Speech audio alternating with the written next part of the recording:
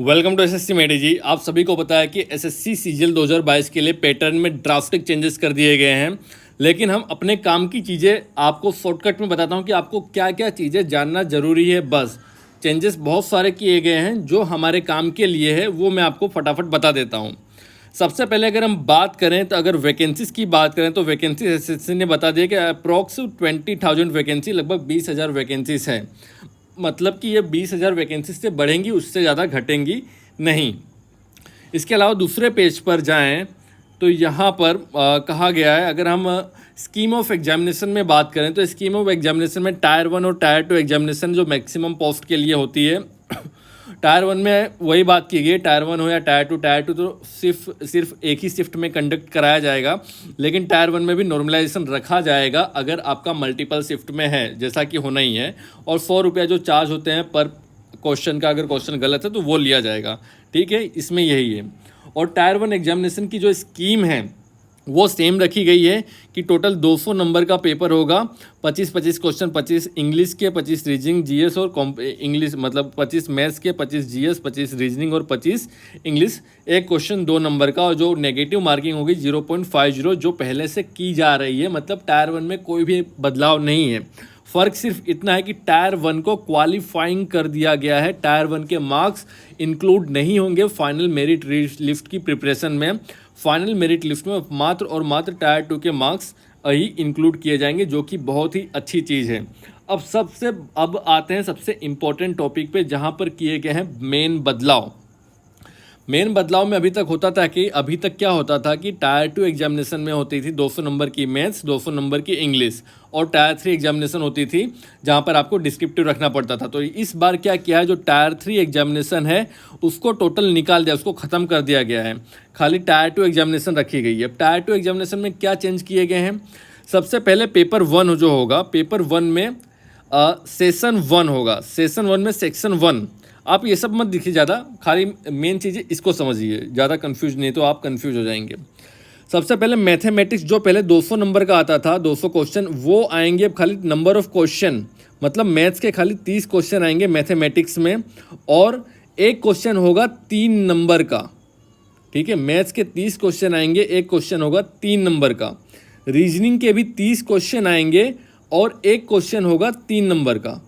मतलब मैथ्स के 30 question, reasoning के 30 क्वेश्चन, टोटल हो गए 60 क्वेश्चन। और 60 क्वेश्चन ये रहे, और प्रत्येक क्वेश्चन 3 नंबर का, मतलब हो गया ये 180 नंबर का पेपर हो गया मैथ्स और रीजनिंग का। ठीक है, और दूसरा क्या होगा, इसमें इंग्लिश आएगी। इंग्लिश में 45 नंबर क्वेश्चन होंगे, इंग्लिश के 45 क्वेश्चंस, और जनरल अवेयरनेस के मतलब जीएस आएगी, जीएस के भी होंगे 25 क्वेश्चन।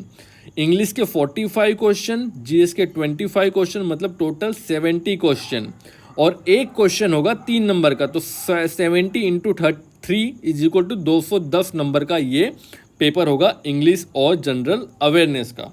ठीक है, सेक्शन 3 में कंप्यूटर नॉलेज भी पूछा जाएगा, कंप्यूटर मॉड्यूल पूछा जाएगा, जहाँ पर कंप्यूटर के 20 क्वेश्चन होंगे, एक क्वेश्चन 3 नंबर का होगा, मतलब टोटल 60 नंबर का ये पेपर होगा। और दूसरा एक और टेस्ट आपका लिया जाएगा, वो है डेटा एंट्री स्पीड टेस्ट। यहाँ पर शायद आपको 1 डेटा एंट्री टास्क, शायद यहाँ पर आपको टाइपिंग कराई जाएगी। टाइपिंग क्या प्रोसेस आगे दिए गए हैं, 2000 की डिप्रेशन है 15 मिनट में, तो काफ़ी ज़्यादा आसान है, इसमें आपको टेंशन लेने की ज़रूरत नहीं है। ये भी क्वालिफाइंग इन नेचर होगा, ये आपको 15 मिनट में करना होगा। कंप्यूटर का पेपर भी आपको 15 मिनट में करना होगा। ठीक है, और जो ये 60 क्वेश्चन आएंगे मैथमेटिक्स और रीजनिंग के, ये आपको 1 घंटे के अंदर ही करने होंगे, ये वाला सेशन भी। और जो इंग्लिश और जीएस है, ये भी आपको 1 घंटे में करना होगा। तो देखिए, इंग्लिश के 45 क्वेश्चन और जनरल अवेयरनेस के 25 क्वेश्चन, ये आपको 1 घंटे में करना है। 70 क्वेश्चन को 1 घंटे में करना है, ये आसान है करना आपके लिए, ये आपके लिए हो जाएगा। लेकिन जो 30 नंबर की मैथ्स है और 30 नंबर का रीजनिंग है, ये भी आपको 60 मिनट में 1 घंटे में करना होगा। ये काफ़ी ज़्यादा टफ हो जाएगा आप सभी के लिए। और यहाँ पर ये क्लेरिफाई नहीं किया गया है कि किस लेवल की रीजनिंग आएगी। मैथमेटिक्स का जो लेवल है एसएससी में वही बरकरार रहेगा, लेकिन अगर यहाँ पर इन्होंने बैंकिंग की रीजनिंग दे दी तो आप समझ सकते हैं कि कंपटीशन और पेपर का टफनेस किस लेवल पर पहुँच जाएगा, आपको अंदाज़ा भी नहीं है। और इंग्लिश का जो सिलेबस दिया है उन्होंने, इंग्लिश के सिलेबस में एक बात कही है कि जो कॉम्प्रीहेंशन पूछा जाएगा, जो एडिटोरियल वो पूछा जाएगा, कॉम्प्रीहेंशन वो होगा एडिटोरियल और करंट न्यूज़ बेस्ड। जो न्यूज़पेपर में एडिटोरियल आते हैं, द हिंदू में जो कठिन कठिन वर्ड्स आते हैं, वो लेवल का एडिटोरियल पूछा जाएगा। अभी तक क्या होता था, जो आसान लेवल के एडिटोरियल पूछे जाते थे, ये सब चीज़ें नहीं आएंगी, अब टफ लेवल की चीज़ें आएंगी इंग्लिश में भी। नोटिफिकेशन में आगे लिखा है, मैं आपको वो बताऊँगा। ठीक है, ये चीज़ें आपको इतनी समझ में आ गई। अब बैठते हैं आगे, और यहाँ पर लिखा कि it will be mandatory for the candidate to qualify all sections of the paper one. Paper one के सारे सेक्शंस को क्वालिफाई करना होगा। मतलब कि यहाँ पर एसएससी बैंकिंग वाला पैटर्न ला रहा है कि सेक्शनल कट ऑफ, यहाँ पर सेक्शनल कट ऑफ लागू की जा रही है एसएससी के द्वारा। ये बहुत ही ज़्यादा टफ हो जाएगा। पेपर वन के जितने भी मॉड्यूल हैं, यहाँ पर भी सेक्शनल कट ऑफ यहाँ पर लागी जाएगी। सेक्शन वन जो मैथ्स और रीजनिंग का है, इसमें आपके जो 60 क्वेश्चन करते हैं, 180 नंबर का पेपर है, इसमें भी सेक्शनल कट ऑफ रखी जाएगी। मतलब मान लीजिए कि 180 नंबर में से आपके 120 नंबर सेक्शनल कट ऑफ रखा है और आपके 119 नंबर हैं, तो आप क्वालिफाइंग नहीं कर पाएंगे। समझ रहे हो, आप टायर 2 से बाहर ही हो जाएंगे, एग्जामिनेशन प्रोसेस से बाहर हो जाएंगे। सेक्शन 2 है जिसमें इंग्लिश और जीएस, इसका भी सेक्शनल कट ऑफ रखा जाएगा। जो 70 क्वेश्चन होंगे, 210 नंबर का पेपर, इसका भी सेक्शनल कट ऑफ रखा जाएगा। मान लीजिए कि सेक्शनल कट ऑफ 150 नंबर रख दिया और आपके 149 हैं, तो आप आउट हो जाएंगे। भले आपके मान लीजिए कि यहाँ पर 180 में से आप 170 स्कोर करते हैं, ठीक है, अगर और इसका सेक्शनल कट ऑफ 150 रखा गया है, तो आपने सेक्शनल कट ऑफ को क्रॉस कर दिया, आप क्वालिफाई हो गए। और मान लीजिए कि यहाँ पर जो 210 नंबर का पेपर है, इसका जो सेक्शनल कट ऑफ रखा गया है 150 रखा गया है, और आप 140 लाते हैं, तो भले आपके यहाँ पर ज़्यादा नंबर है, यहाँ पर कम नंबर, फिर भी अगर आप पर सेक्शन के सेक्शनल कट ऑफ को क्रॉस नहीं करते हैं, तो आप प्रोसेस से बाहर हो जाएंगे। उम्मीद है ये चीज़ें आपको समझ में आई होंगी। और आगे इसमें कहा कि नेगेटिव मार्किंग 1 नंबर की रह गई है। मतलब हर क्वेश्चन 3 नंबर का, अगर आप कोई भी एक गलत करते हैं तो आपका 1 नंबर सीधा उड़ जाएगा। आगे कहा कि module 2 of section 3 of paper 1 of data entry test, ये डेटा एंट्री टेस्ट रखा जाएगा। यहाँ पर आपको 15 मिनट का data entry test same day ही उसी समय आपको दिया जाएगा, जहाँ पर आपको 2000 की डिप्रेशन 15 मिनट में करने होंगे, जो कि काफ़ी ज़्यादा आसान है। इसमें ज़्यादा प्रॉब्लम आपको नहीं होगी अगर आप प्रैक्टिस करने लगते हैं तो। अभी 3 महीने का टाइम है, 3 महीने की में आपकी टाइपिंग स्पीड बहुत ही अच्छी हो जाएगी। Desk is mandatory for all the post, however it is qualifying in nature. ये तो पहले से याद चला आ रहा है कि ये क्वालिफाइंग इन नेचर रहेगा। अब जनरल अवेयरनेस में करंट इवेंट पे भी, मतलब करंट इवेंट्स पे भी ध्यान दिया जा रहा है। इसके अलावा जनरल अवेयरनेस में सब कुछ पूछा जा रहा है। यहाँ पर सब कुछ इन्होंने हिस्ट्री पूछेंगे, कल्चर, जियोग्राफी, इकोनॉमिक पूछेंगे, जनरल पॉलिटी पूछेंगे, साइंटिफिक रिसर्च के बारे में पूछेंगे। मतलब ये लोग हर एक चीज़ के बारे में पूछेंगे, ये इन्होंने कह दिया है। क्वांटिटेटिव एप्टीट्यूड में जो बात की जा रही है, कुछ लोग बोल रहे हैं कि वो एडवांस मैथ्स नहीं आएगी, क्योंकि यहाँ पर जो एग्जामिनेशन प्रोसेस है वो बैंकिंग लेवल का कर रहे हैं, तो हो सकता है सिर्फ अरिथमेटिक आएगी। लेकिन ऐसा नहीं है, यहाँ पे सिलेबस में इन्होंने सब कुछ इंक्लूड कर दिया गया है। सर्कल, पॉलीगॉन, ये मतलब हर एक चीज़, एडवांस मैथ्स के सारे टॉपिक यहाँ पर इन्होंने इंक्लूड कर दिए गए हैं इनके द्वारा।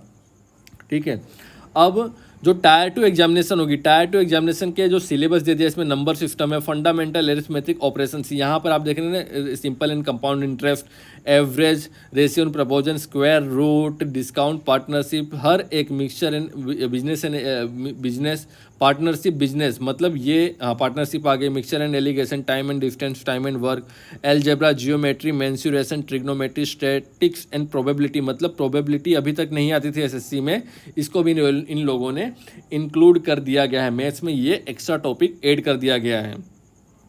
इसके अलावा रीजनिंग में भी सब कुछ दे दिया गया है, लेकिन फ़र्क यही है, ये हमें नहीं पता कि रीजनिंग का लेवल क्या होगा, बैंकिंग लेवल होगा या एसएससी लेवल होगा। अब आप देखेंगे कि एक और ट्रेंड स्टार्ट हो जाएगा कि रीजनिंग बहुत ही टफ आएगी, हो सकता है कि बैंकिंग लेवल की रीजनिंग आएगी, बहुत टफ आएगी। इस तरह से एक और बिजनेस चालू होगा यूट्यूब पे, तो इसके बारे में कुछ भी क्लेरिफिकेशन नहीं है कि बैंकिंग सही में टफ आएगी या एसएससी लेवल की आएगी। इसके बारे में हमें कुछ भी पता नहीं है। यहाँ पर इंग्लिश की बात की गई है। इंग्लिश में भी सारे के सारे चीज़ें जो सेम सिलेबस था उसको इंक्लूड कर दिया गया, लेकिन यहाँ पर ये बात भी कही गई है, at least 1 paragraph should be a simple one based on a book or a story and other 2 paragraphs should be on current affairs based on the report on a editorial। यहाँ पर ये बात कही गई है 1 paragraph should be simple one based on a book of a story and other 2 paragraph should be, मतलब यहाँ पर टोटल 3 पैराग्राफ आएंगे, 3 पैराग्राफ इंग्लिश में आएंगे, जिसमें से एक पैराग्राफ एक सिंपल पैराग्राफ होगा और 2 पैराग्राफ होंगे वो एडिटोरियल वाले पैराग्राफ होंगे, जो न्यूज़पेपर में टफ पैराग्राफ आते हैं वो। मतलब आप ये देखिए कि जो आपका इंग्लिश का पेपर होगा, ये देखिए आपको यहाँ पर टोटल 70 क्वेश्चन करने हैंगे 60 मिनट के अंदर। 60 मिनट में आपको 70 क्वेश्चन करने हैं, उसमें से 45 क्वेश्चन जो होंगे वो इंग्लिश के होंगे।